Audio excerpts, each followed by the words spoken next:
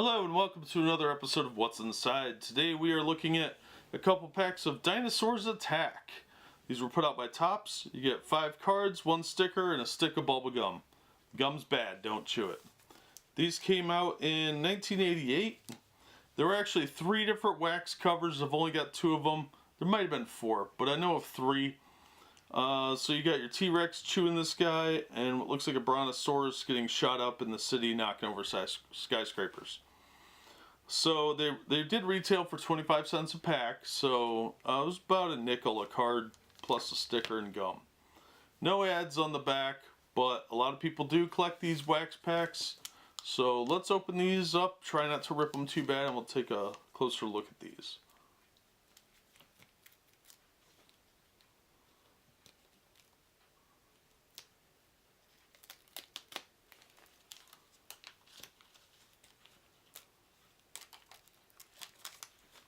Alright. Now the gum doesn't look too bad on this one. Woo! Alright, now these were just kind of silly cards. Not meant to be taken too seriously.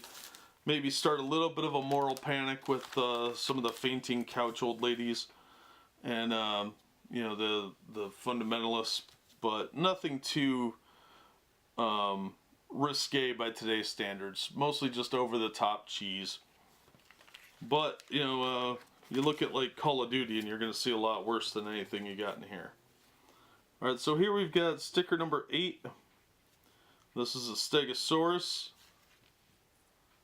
You can see he's of course impaling some guy on his spiked tail. But interestingly, on the back, our little pronunciation guide, the truth about Stegosaurus. So he actually had some dinosaur facts on here. Meaning of his name is cover lizard, and it tells you when he came, the late Jurassic era, 155 to 135 million years ago. So you get little factoids about him, which is kind of cool. So it's trying to be slightly educational. Not really working out, but you know, there's some, they could say there's something here. So it's kind of cool that they actually had like little factoids about him. But that one's number 8. So then we've got, these are a story. So they do link together. So first up we've got card number 50, Gruesome Fate.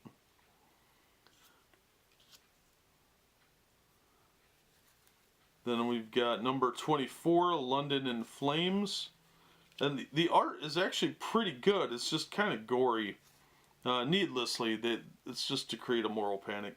Number 37, Picnic in Peril. Oh, Picnic of Peril, my bad. Number 48, You Can't Let Them Win. That's a scientist getting sucked through the portal by the giant evil lizard guy.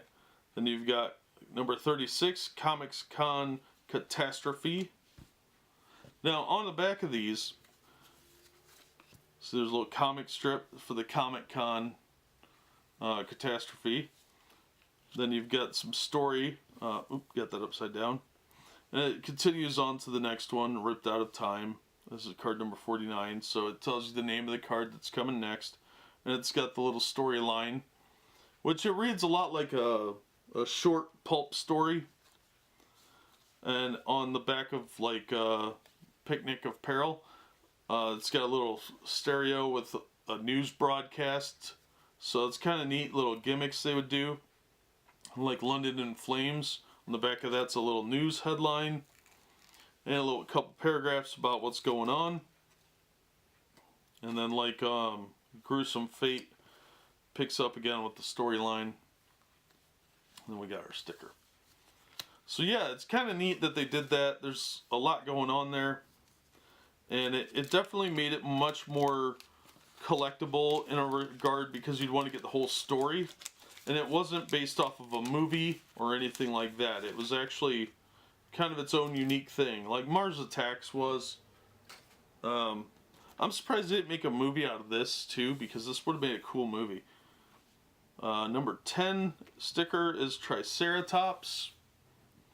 And again on the back we have some Triceratops factoids. Alright, then we've got first card for the second pack is Tourist Trap, number 18. So there's some monsters up at the Mount Rushmore there. Stupid pterodactyls. And it's another newspaper article. Then we've got card number 51, Time Twister. This is one of the later cards in the story. Sorry to ruin the storyline. And then on the back we've got story card information. Then we've got card number 43, Business Lunch.